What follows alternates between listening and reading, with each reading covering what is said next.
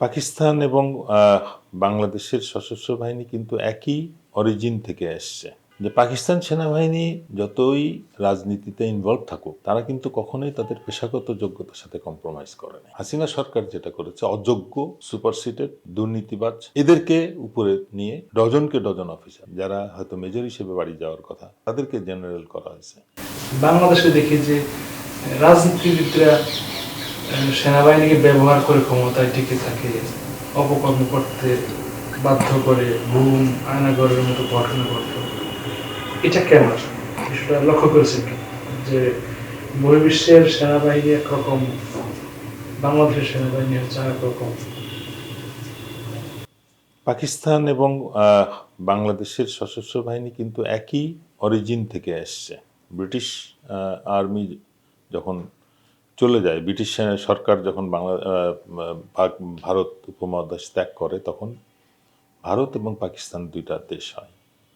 তখন কিন্তু ইস্ট পাকিস্তানের যে স্বল্প সংখ্যক সেনাবাহিনী সদস্যই ছিল, তারা কিন্তু ওই পাকিস্তান এবং ইস্ট পাকিস্তান একই সাথে প্রশিক্ষণপ্রাপ্ত, একই ধাঁচে তৈরি, গঠন করা। এখানে একটা বিষয় খেয়াল রাখতে হবে যে পাকিস্তান সেনাবাহিনী যতই রাজনীতিতে ইনভলভ থাকুক, তারা কিন্তু কখনোই তাদের পেশাগত যোগ্যতার সাথে কম্প্রোমাইজ করে নাই।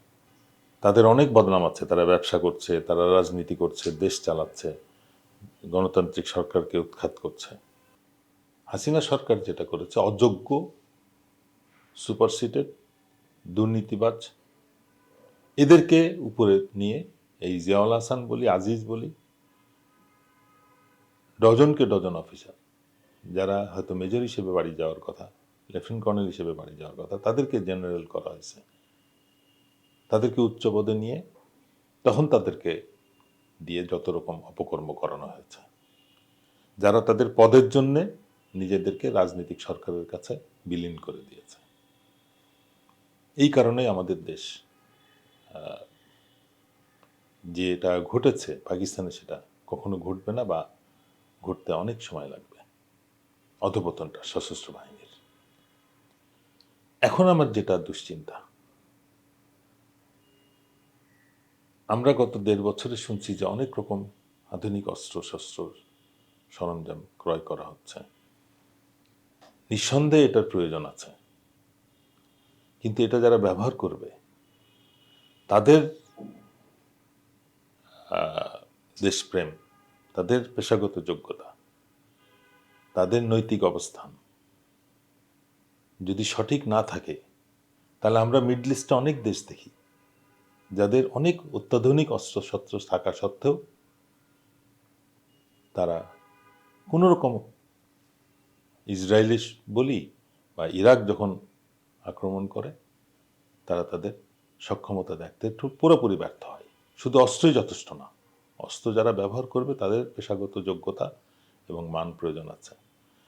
আমি এখন মনে করি বাংলাদেশ যদি সশস্ত্র বাহিনীকে রিফর্ম না করা হয়, তাহলে এই আধুনিক অস্ত্রশস্ত্র এটা ওই মধ্যপ্রাচ্যের অস্ত্র ব্যয়ের বা অস্ত্র ক্রয়ের মতোই ব্যর্থ হতে পারে।